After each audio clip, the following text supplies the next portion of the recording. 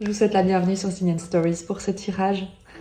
On va regarder avec le tarot mythique et le tarot akashique les informations, la situation qui se présente et pour laquelle vous avez peut-être besoin de prendre un certain recul.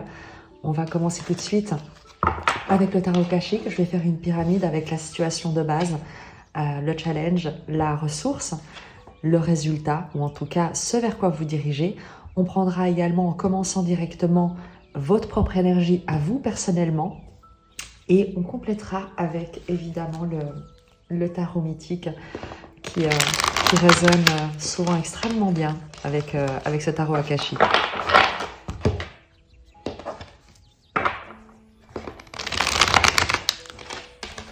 Je ne sais pas pourquoi j'ai le sourire en commençant ce tirage. Déjà, ça fait longtemps. Et que j'ai beaucoup de plaisir à revenir et à avoir ce moment qui est vraiment quelque chose de très joyeux, quel que soit évidemment le fond du message. Je sais qu'il y a toujours une intention qui est de contribuer, d'aider, de vous amener une ressource, en tout cas à travers ces partages. Une intention qui n'est pas forcément la mienne, mais que je vous transmets bien évidemment, même si je la partage. Et du coup, je sais pas, j'ai comme un espèce d'humour qui me vient par rapport à... Je sais pas. Je ressens une sorte de grande blague cosmique, comme on dit. Peut-être que ça résonnera par rapport à une situation dans laquelle vous êtes énormément investi et où vous dites finalement, mais en fait, c'est vraiment ça que je voulais. Et en fait, il y a comme un clin d'œil de la vie qui vous dit, mais je ne sais même pas de quoi je suis capable, donc lâche prise. Et je trouve ça assez... je sais pas, on verra ce que nous dit le tarot, mais il y a une forme d'enseignement, mais qui est vraiment sur une base humoristique, sur un clin d'œil, sur une complicité de la vie en fin de compte. Alors, pour les personnes qui résonneront avec ce tirage,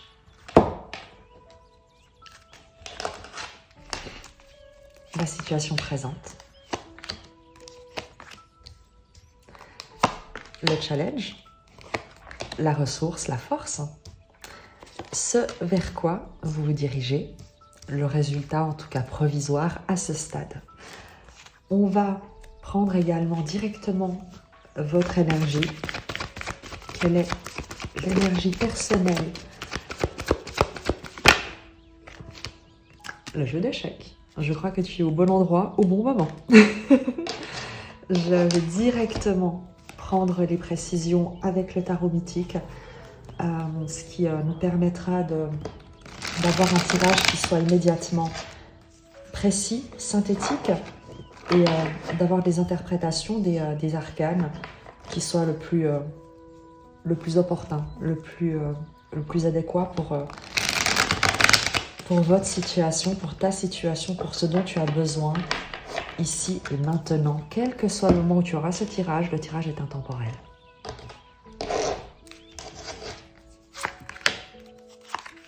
Évidemment qu'on utilisera le tarot mythique pour avoir des précisions si besoin, mais je vais déjà te proposer de commencer comme ça.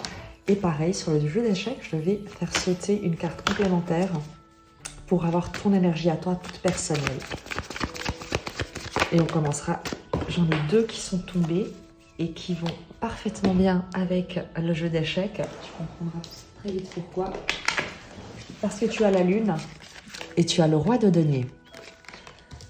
Il y a quelque chose d'inconnu. Alors déjà, pour ton énergie à toi toute personnelle, tu as le jeu d'échecs. Le jeu d'échecs ne parle pas d'un échec ou de toi qui subis un échec, mais de toi qui observe, qui est observateur dans une situation conflictuelle à laquelle tu n'es pas partie. Il y a l'idée d'observer un environnement, des personnes qui sont en train d'être en prise à des querelles, à des dissensions, à des tensions. Il y a déjà une pièce ici qui est retournée. Le jeu paraît tendu et il y a toi qui observes. Donc très certainement, tu es face à quelque chose qui te challenge, une incompréhension peut-être, une incertitude face à la suite d'une situation. Et lorsque je prends les précisions, puisqu'il s'agit de ton énergie et pas de quelqu'un en face de toi, tu es en roi de denier. Que tu sois un homme ou une femme, c'est un archétype. Tant qu'il n'est pas incarné, il n'est pas genré. Cet archétype n'est pas genré. Donc tu peux très bien être un homme, tu peux être une femme qui présente des caractéristiques de générosité, une capacité à générer de la richesse. De la richesse, on s'entend. Il ne s'agit pas forcément d'argent, il s'agit d'être capable, d'être généreux, de produire, de créer, de prendre soin, de cultiver un environnement qui soit serein, prospère, de faire des repas entre amis, d'entretenir des jolies discussions, d'être quelqu'un de sécurisant pour des enfants, pour ton entourage, pour un conjoint, pour un partenaire, une partenaire.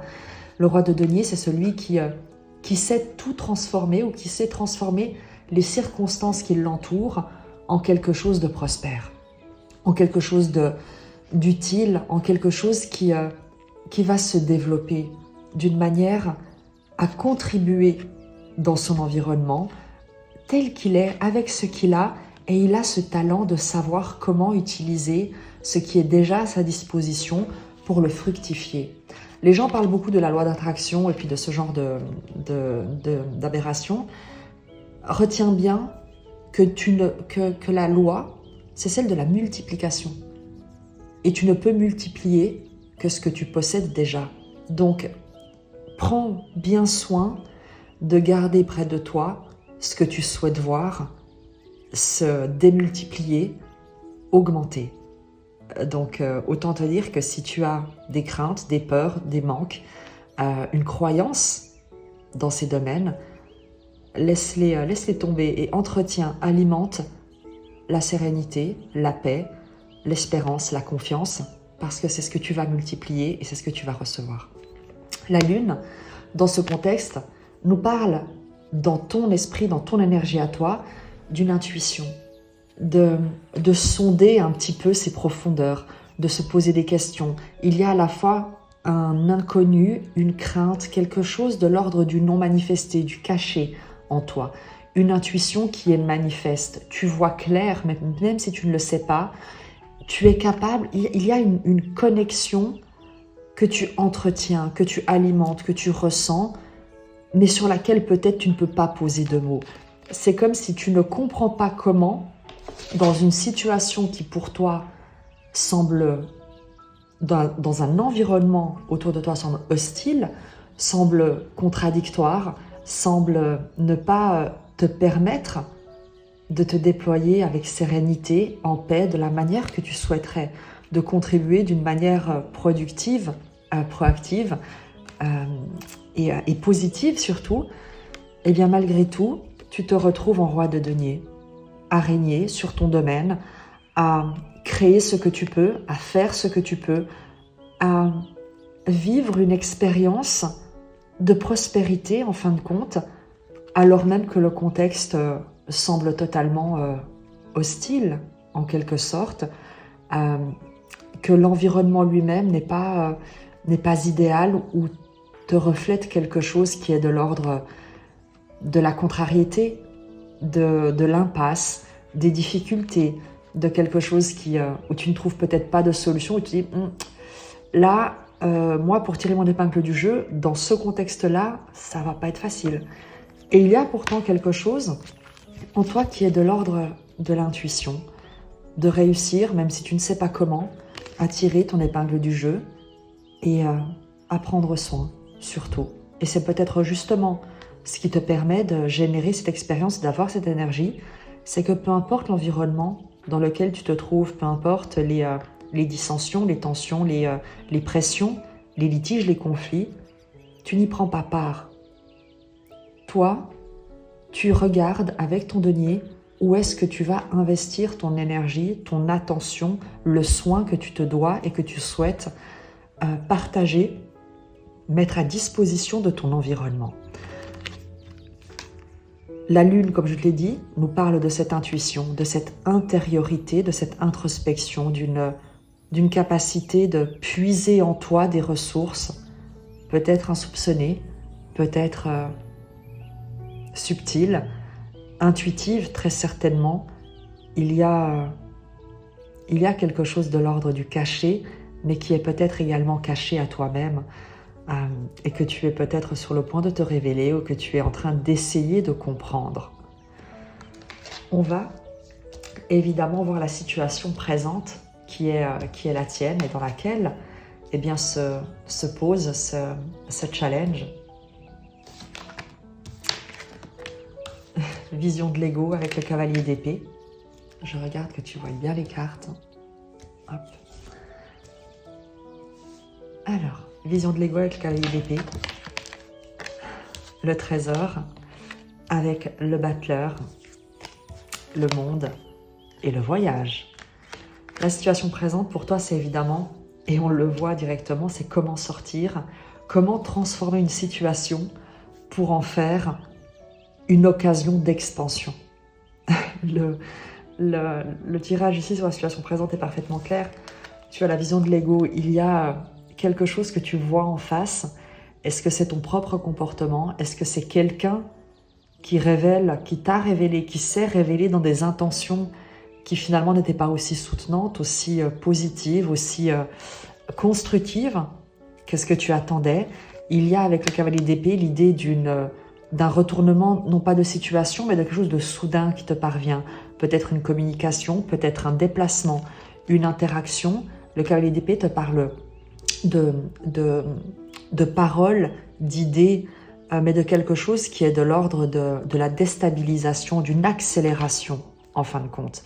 Et avec cette situation présente et la vision de l'ego, on a affaire ici, et le 3 de clé nous le présente, à peut-être toi qui fait une sorte d'introspection, qui regarde en face quelles sont justement ses croyances, quels sont ses autosabotages, ses limites, cette peut-être arrogance, et je le dis avec beaucoup de bienveillance, qui t'a peut-être maintenu dans des situations qui n'étaient pas les plus porteuses, les plus encourageantes pour toi. Et peut-être qu'à force de vouloir être à la hauteur, tu as pu tenir à distance, faire peur ou prétendre être quelqu'un que tu n'étais pas. Mais l'idée n'était pas pour toi d'être arrogant. L'idée était pour toi de montrer la meilleure version de toi-même. Et il se peut que dans cette précipitation, avec le cavalier d'épée, il y a une notion de précipitation, d'empressement, d'urgence à communiquer, à paraître, à être admiré, à être reconnu. Eh bien, il se peut que la situation, au final, n'ait pas forcément été avec le trésor celle que tu attendais. Il y a pu y avoir une perte dans le présent. Il peut y avoir un manque, une déception, quelque chose qui a été brisé, un projet, un lien, une dynamique relationnelle que tu souhaitais peut-être voir commencer et qui au final va te demander de faire preuve d'ingéniosité avec le battleur. On a ici, dans la situation présente, quelque chose qui a été précipité, mais parce qu'il y avait chez toi une urgence à être reconnu, à être accepté, à rayonner, à occuper ta place. Et peut-être que tu n'as pas agi depuis un endroit en toi qui était généreux. Et c'est ce que tu es en train de faire, de t'interroger avec la lune, mais depuis un sentiment de compétition, de conflit, de devoir tenir, tu sais, tenir ton rang, tenir ta ligne de défense avec le jeu d'échecs.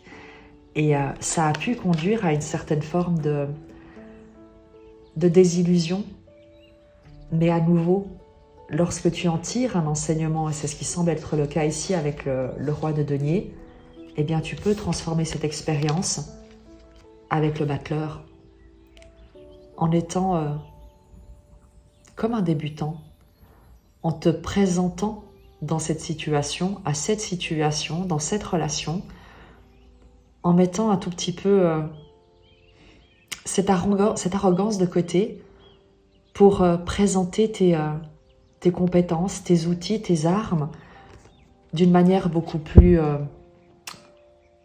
novice, comme un service et non plus comme dans une volonté ou dans une intention qui pourrait être celle d'asservir ou qui peut être perçue par l'environnement comme une volonté d'asservir.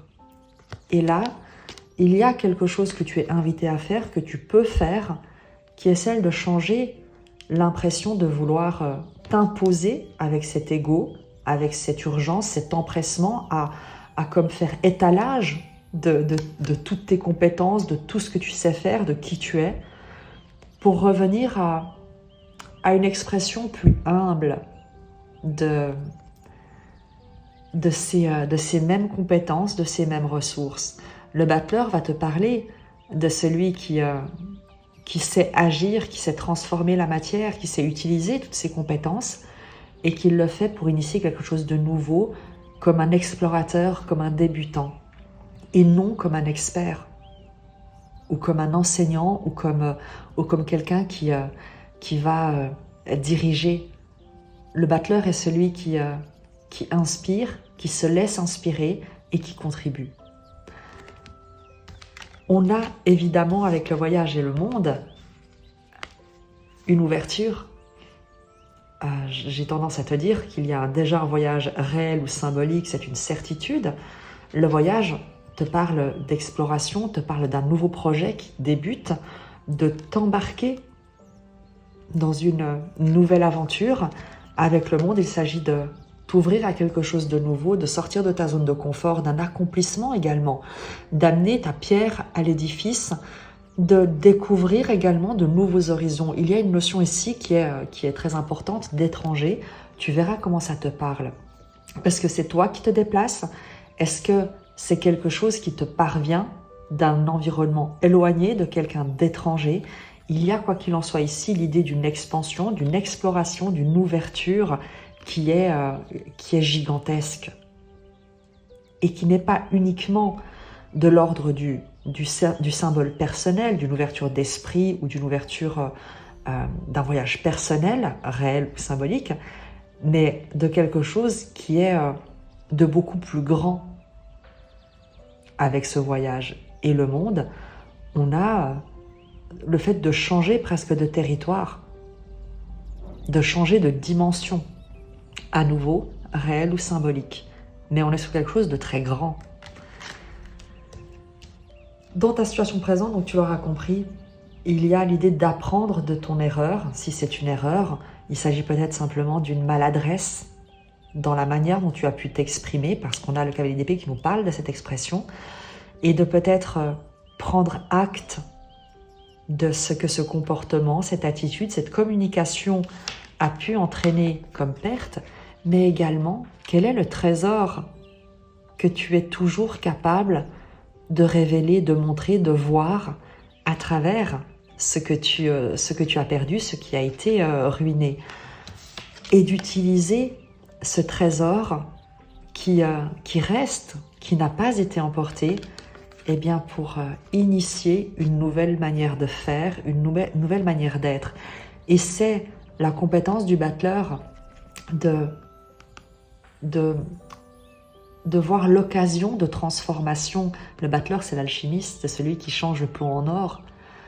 Et c'est grâce à cette énergie en toi de te dire, ok, voilà le résultat, voilà la situation. Comment je fais pour transformer cette situation en une occasion d'expansion, en une occasion de m'exprimer différemment, de peut-être viser, communiquer autre chose, autrement, expliquer ou au contraire partager, comprendre ce qui a peut-être été maladroit et ça va t'emmener très loin. C'est l'occasion pour toi de voir loin. Le challenge, ici, on a le scribe et le 8 d'épée. Le challenge avec le scribe, on en revient à la communication, à l'enseignement, au talent, à la compétence. Tu as peut-être, et là le 8 d'épée, la peur dans le challenge, c'est que tu as peut-être péché par excès de compétences en voulant absolument démontrer la place qui était la tienne, les compétences qui étaient les tiennes, les capacités, l'expertise, le savoir, le potentiel qui sont les tiens. Et le 8 d'épée, ça a pu être accueilli d'une manière un peu... ça a pu effrayer, à mon avis, avec ce 8 d'épée et le scribe. À nouveau, moi je sais très bien parce que ici, le roi de denier, il y a quelque chose que tu n'as pas révélé avec la lune. Et ce que tu n'as pas révélé, c'est ta générosité. Tu as tout misé sur une sorte de compétition, sur un esprit de compétition, de comparaison, de ne rien lâcher, d'aller vraiment presque le couteau entre les dents. Alors, en masquant toute ta capacité d'être une ressource généreuse, créative, inventive dans cette situation. Et on retrouve ici le scribe. Le scribe va nous parler du fait d'étudier, de transmettre, d'être un érudit, une personne extrêmement cultivée. Et tout porte à croire que ce que tu as montré de toi et qui était une facette, eh bien, a peut-être laissé penser à ton environnement que tu pouvais être arrogant, là où peut-être tu manquais d'estime de toi-même pour confondre l'humilité et la modestie. Être humble est une excellente chose parce que l'humilité est le terreau de la connaissance. La modestie, c'est une forme de mésestime de soi-même, de méconnaissance de soi. Et ça n'a rien à voir. Et il y a ici, toi qui par crainte de te sous-estimer ou de laisser penser qu'il pourrait te sous-estimer, eh bien tu t'es peut-être montré arrogant. Ou arrogante, évidemment que je parle que tu sois un homme ou une femme. Sur la force, la ressource dans cette situation, la diversité et le 6 de bâton. Je te parlais de cette facette qui est l'une de tes nombreuses facettes. Communique sur ce qui fait ta différence. Communique sur toutes ces autres facettes qui te permettent d'être une ressource. Le 6 de bâton, c'est le succès. Tout ce que tu as acquis comme compétences jusqu'ici qui t'ont permis de triompher de situations qui ont pu être différentes, qui ont pu être des challenges, qui peuvent être des défis. Ne mise pas tout sur des compétences, on va dire, que tu crois être attendues par ton interlocuteur pour l'impressionner, mais partage les expériences que tu as acquises jusqu'ici et qui ont été pour toi tes succès. Pas qu'est-ce qui pourrait être considéré comme de valeur ou un succès par ton interlocuteur ou ton interlocutrice, mais qu'est-ce qui, toi, te rend unique? Qu'est-ce qui te rend différent? Quels sont les outils que tu as développés et qui font qu'aujourd'hui, tu es quelqu'un d'exceptionnel? Parce que tu es quelqu'un d'exceptionnel, le tirage nous le dit. Tu es ce roi de denier. Et comme je t'ai dit, il y a des richesses qui ne sont pas matérielles. Et toi, avec ce 6 de bâton, tu as triomphé de quelque chose. Tu as triomphé avec, regarde, la peau ici qu'il tient. C'est comme si tu avais triomphé d'un ego, triomphé d'un adversaire, triomphé d'une situation, d'un passé, d'un environnement, d'expériences qui ont pu être peut-être immensément difficiles et hostiles. Et on te dit de partager cette différence. En quoi tu fais la différence? Pas en quoi tes compétences répondent en tout point à ce que ton interlocuteur attend, mais en quoi est-ce que ce qu'il ne voit pas de toi, ce que tu gardes caché comme si tu pensais que, eh bien, que cela pourrait être, regarde la carte ici, que cela pourrait être quelque chose de dévasté, de honteux, qui n'a pas d'intérêt, alors que c'est le trésor. Ce que tu as traversé ici et que tu as vaincu est le trésor qui fait ta diversité, qui fait ta différence. Ne le laisse pas de côté, vraiment. Ne laisse pas... Oups, je ramasse la carte qui est tombée et je recadre. Voilà, excuse-moi. Ne laisse pas ce qui fait toute la complémentarité, toute la richesse de tes ressources, de tes outils, de ce que tu peux utiliser de côté. Ce vers quoi tu te diriges. Lune montante et la mort. Une transformation majeure. On l'avait déjà presque avec le voyage. La mort, évidemment, ne le prend pas comme quelque chose de négatif, surtout pas. La mort, c'est toujours la renaissance. C'est la fin de quelque chose pour le début de quelque chose de nouveau.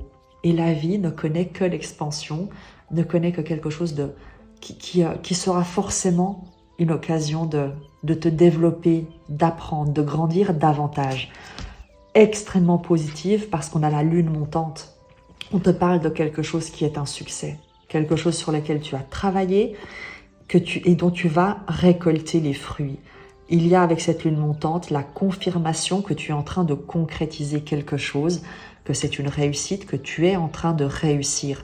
Ne t'attache pas à une vision, on va dire, objective pour l'instant de la situation, parce qu'elle pourrait te laisser penser que tu as manqué comme ton objectif avec le voyage et le monde. C'est comme si tu as l'impression d'être passé à côté de ta destination.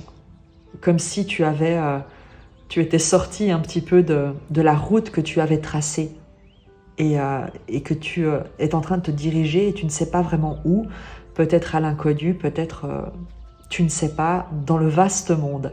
Et on te dit, ne te fie pas à cette impression d'avoir échoué, parce que ce n'est pas un échec. Il y a une compréhension que tu retires, il y a une manière d'utiliser cette expérience pour te révéler à toi-même quelque chose d'immensément unique, précieux et qui va te permettre de réussir.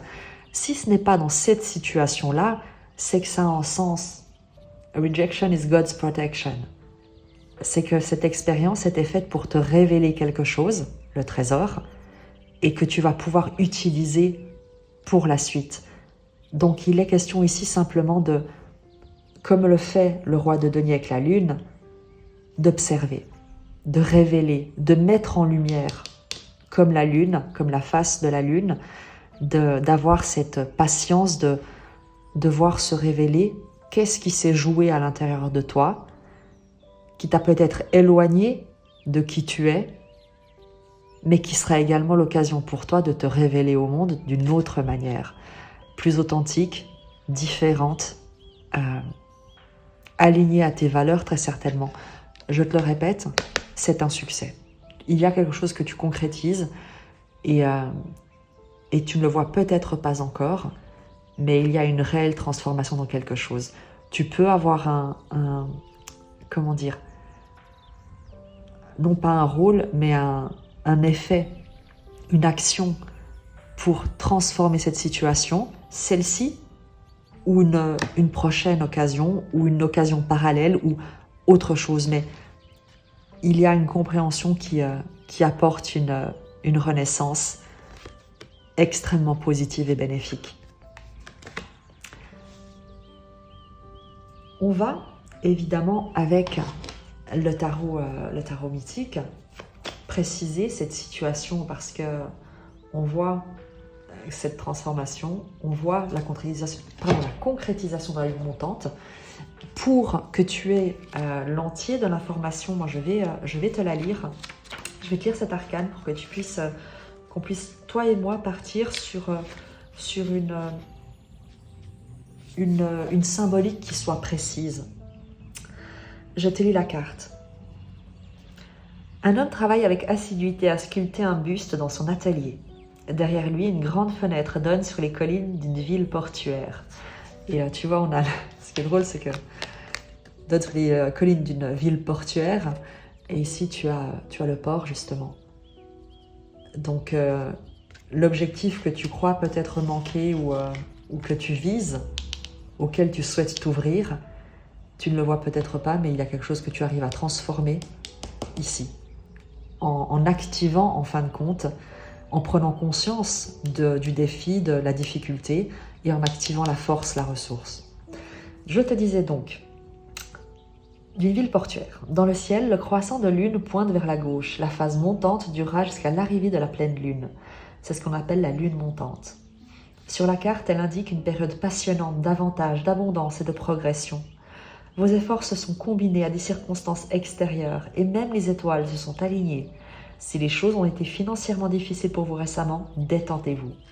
Il y a ici une excellente occasion de bienfaits et d'épanouissement sous plusieurs formes et dans plusieurs domaines. Finances, créativité, réputation et même prestige. Alors accomplissez votre travail et préparez-vous à recevoir.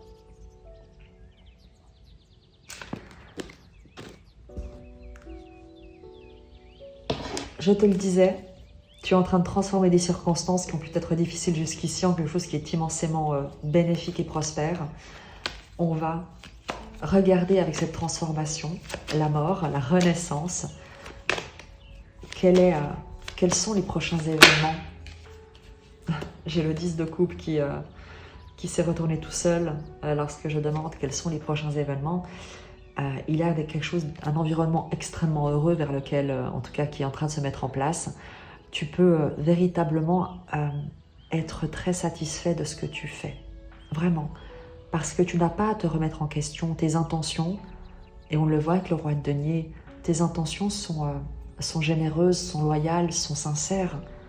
Mais il y a une expression peut-être de ces intentions qui a pu être maladroite. Parce que le mieux est l'ennemi du bien, comme on dit. Mais le 10 de coupe nous confirme que tu as mis en place quelque chose de vraiment dans une volonté véritable de communion avec ton environnement. Et il y a une volonté de communion dans cet environnement, quelque chose de l'ordre d'un soutien global, si tu veux. Donc, avec cette transformation, quels sont les prochains événements qu'on peut annoncer pour te soutenir, pour t'encourager, le 5 de denier. On l'aime bien cette carte, n'est-ce pas? La carte du manque, du sentiment en tout cas d'échec, du sentiment de manque, du sentiment de perte, d'être rejeté, abandonné.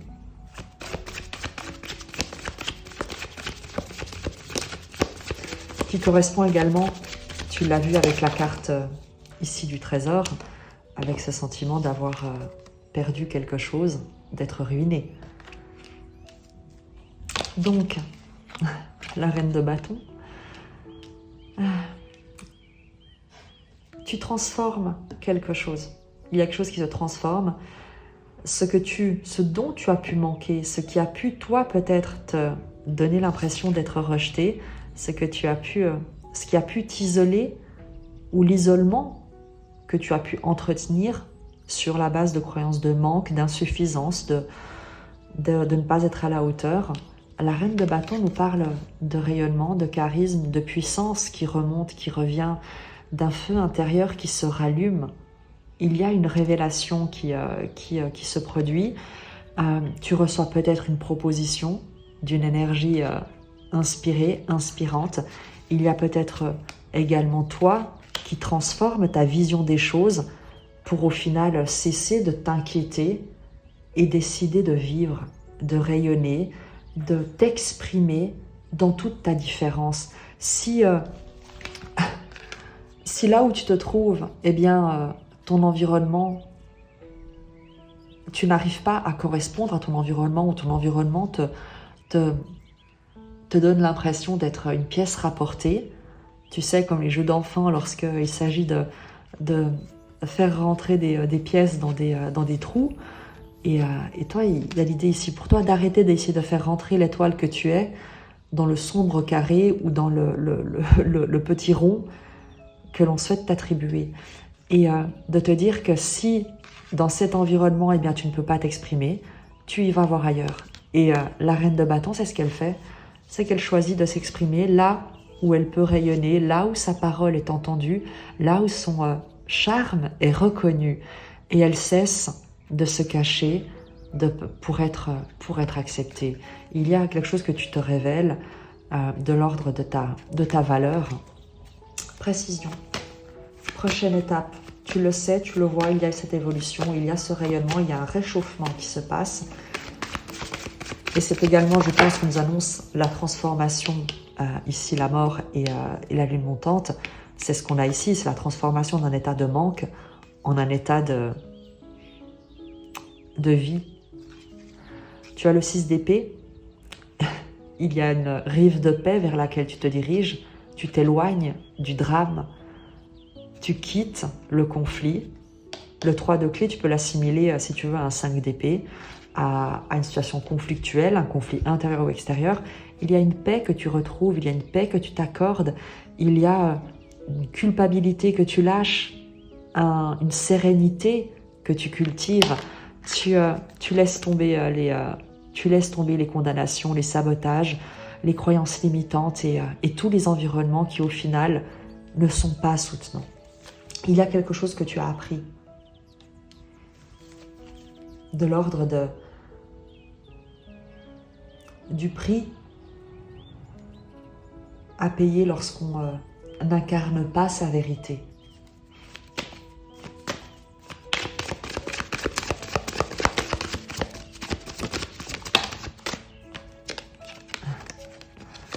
La maison Dieu.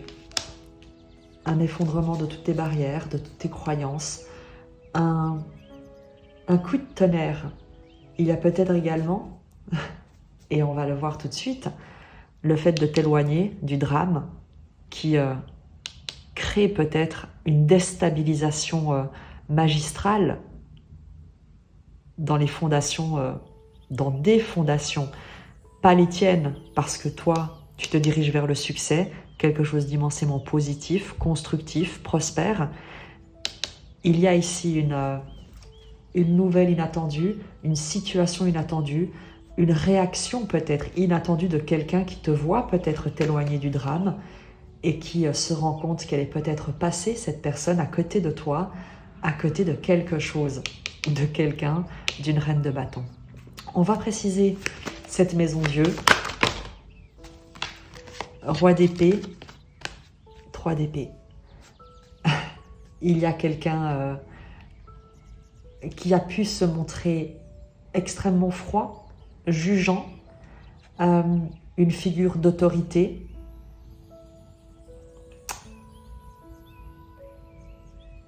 que tu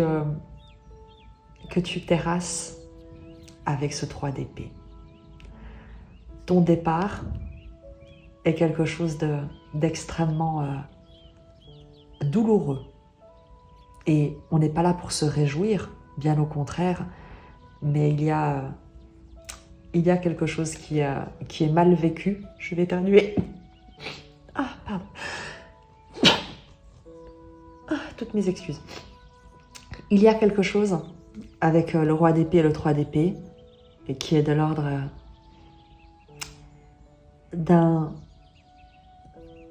de quelqu'un qui ne te montre pas l'état de brisure dans laquelle cette personne se trouve et qui peut-être a montré une figure froide, garde en tout cas les apparences de quelqu'un de froid, de quelqu'un de distant, de quelqu'un de stable, de détaché, mais à l'intérieur, c'est quelqu'un qui est brisé.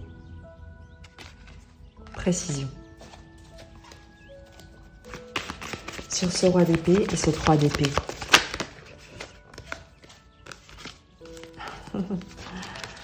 Tu as le jugement, le 5 de bâton et le soleil. c'est quelqu'un qui a voulu, avec le jugement, allumer en quelque sorte un conflit, une compétition. Et ce qu'il a trouvé, c'est le soleil. C'est toi qui dis ta vérité, éclaire et va de l'avant. Il y a quelque chose avec le jugement, il y a quelque chose que tu dis, que tu communiques. Il y a une déclaration, une révélation que tu as apportée à cette situation ou qui a été apportée à cette situation sur quelque chose de conflictuel, sur une compétition, une comparaison, quelque chose de, tu sais, de passionné, mais dans le mauvais sens du terme. Et la personne ne s'attendait pas à ce que tu incarnes le soleil, que tu rayonnes de toute ta vérité et que tu ne te sentes absolument pas concerné par les considérations et le conflit que cette personne souhaitait alimenter. Le 5 de bâton, on en revient également au jeu d'échecs, à ces conflits, ces litiges, ces tensions. C'est donc ça. La maison Dieu, c'est toi qui incarnes le soleil. Et cette personne comprend qu'elle a joué à un jeu qui lui revient comme un boomerang en fait. Et je crois qu'elle ne s'y attendait pas. Et toi, tu t'éloignes, tu choisis ta paix, la mort, la renaissance, tu mets un terme, tu te transformes, mais c'est aussi la fin de quelque chose. Et la fin de quelque chose, c'est la fin d'alimenter systématiquement des relations, des dynamiques conflictuelles, des comparaisons, des liens toxiques. Tu as vu ce que ça coûte en fait. Avec le trésor, je crois que tu comprends le prix des égos en fait, ici. Ce que ça coûte d'alimenter l'ego, et toi, t'en veux plus. Le voyage, toi, tu veux autre chose, ailleurs, autrement. Et tu y vas. Tu y vas. 6 d'épée, où est-ce que tu vas comme ça? Hop. 4 d'épée. Tu ne sais pas, mais tu as confiance. Elle est sortie toute seule. Les 4 d'épée nous parlent de paix, de reliance, de connexion, de méditation, de guérison. Toi, tu préserves ta paix, tu poursuis ta guérison, tu continues sur ton chemin de guérison. Et où est-ce que tu te diriges? C'est très joli, vraiment. Ne doute pas de ce vers quoi tu te diriges, même si les circonstances te semblent un peu nébuleuses. Tu réussis quelque chose qui est peut-être caché, peut-être d'une manière concrète, pourrait sembler, comme je te l'ai dit, être un échec, mais ce n'est pas un échec. Pour toi, c'est une victoire sur quelque chose qui ne te limitera plus, qui ne te définira plus, qui ne t'entravera plus, qui ne t'intoxiquera plus. Où est-ce que tu te diriges avec ta petite barque, ton petit bateau? Et ce qui est joli, c'est qu'avec le 6 d'épée et le 4 d'épée, on a un 10 d'épée. On a la fin d'une période immensément difficile, la fin d'un cycle douloureux. Hop, celle-ci a sauté toute seule et... les amoureux, tu te choisis. Là où tu te diriges, c'est qu'en fait, tu fais le choix de te choisir, de prendre la bonne décision pour toi, de toujours dorénavant choisir ce qu'il y a de mieux pour toi et ton environnement, parce que tu sais que les choix que tu pouvais faire pour plaire, ne pas décevoir ou correspondre à une image des attentes extérieures étaient des choix qui étaient délétères, destructeurs pour ta propre écologie intérieure et par voie de conséquence pour ton environnement. Les amoureux nous disent que tu te diriges vers une vocation, vers un partenaire, ça peut être une relation amoureuse, une relation d'affaires, un partenariat, évidemment, on va la préciser, mais avant toute chose, ce vers quoi tu te diriges, c'est vers toi-même, vers un choix du cœur, un choix qui te fait honneur.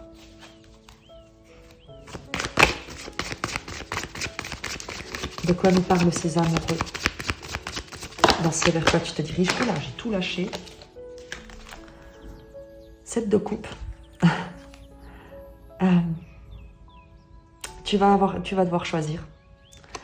Il y a des opportunités qui vont se présenter. Tu auras des opportunités.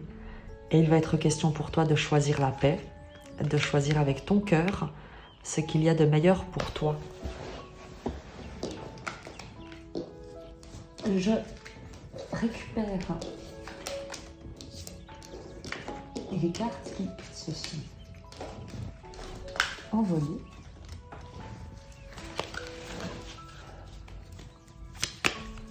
Sur le 7 de coupe, à nouveau, ce choix, ces opportunités. Hop.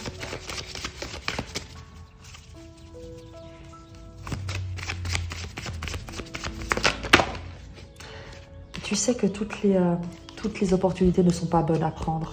C'est ce que tu comprends, c'est ce que tu apprends, c'est ce que tu vas mettre en œuvre. Tu sais faire la différence entre ce qui est juste et bon et ce qui n'est pas à être alimenté ou investi.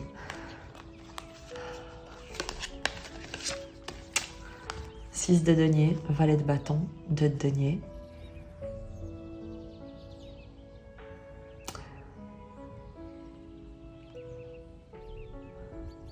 Tu as choisi la réciprocité. Désormais, dans tes relations avec le 6 de denier, il y a chez toi la compréhension qu'on est riche de ce qu'on donne, que si on peut te prendre ce que tu possèdes, personne ne peut te prendre ce que tu donnes. Et il y a de ça un enthousiasme qui naît, une joie qui te revient et qui vient, qui est comme un cadeau, comme une récompense. Avec le 2 de denier et le valet de bâton, il y a l'idée d'être en joie, de recevoir quelque chose de très joyeux, qui va vraiment te mettre en joie. Je ne sais pas ce que c'est, mais là où tu te diriges, tel que tu es, avec tes compréhensions, tes apprentissages, cette capacité de choix et de ne plus te bercer d'illusions, eh bien tu te diriges vers ce qu'il y a de plus heureux, de plus sain.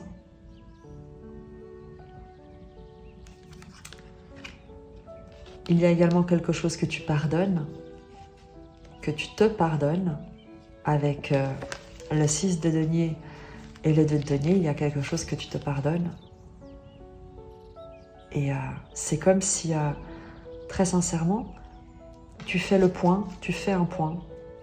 Tu vois quels sont les choix que tu as faits jusqu'ici avec cet ego, avec ce conflit, les illusions dans lesquelles peut-être ça t'a plongé. Et tu te pardonnes de ne peut-être pas avoir voulu mieux pour toi, mais ça ne t'accable pas, ça te libère avec le valet de bâton, ça te donne une nouvelle inspiration. Et c'est également l'invitation qui t'est faite de te pardonner, de comprendre que la vie est un chemin et qu'il n'y a qu'une seule destination à laquelle on parviendra tous, mais que les expériences qui jalonnent le chemin sont autant de choses qui ne sont pas faites pour nous définir, mais pour nous faire grandir en compassion pour nous-mêmes et pour les autres. Et tout le reste n'est qu'exploration. Je vais te prendre un message des chemins de l'amour inconditionnel, puisqu'on parle d'exploration et de chemin.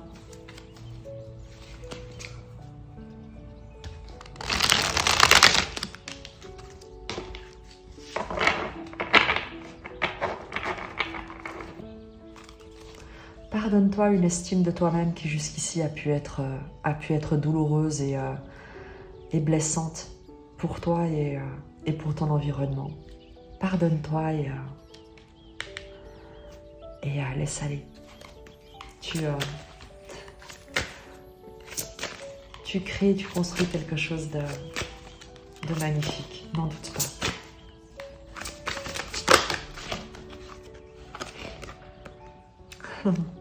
Splendeur divine, c'est pas moi qui te le dis, c'est l'oracle, la 30. Je vais te la lire.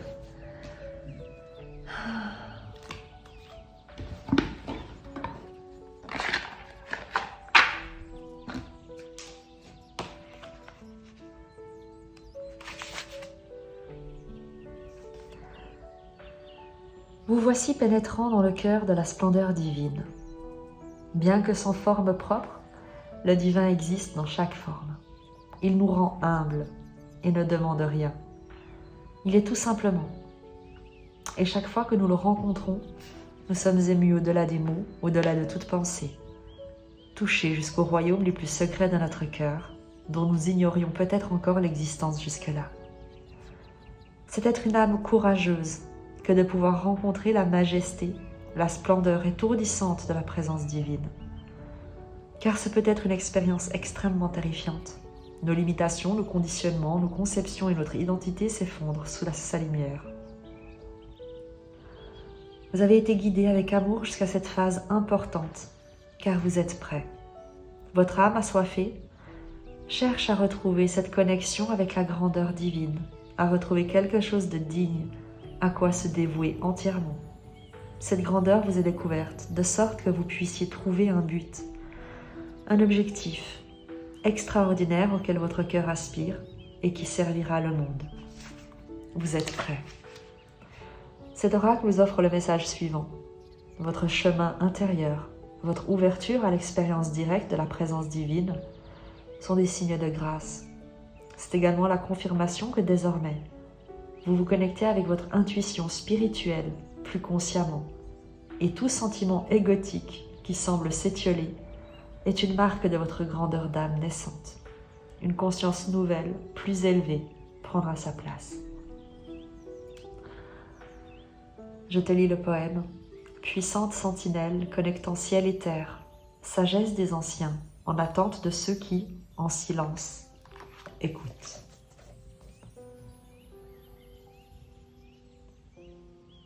Je te dis à très vite et je t'embrasse.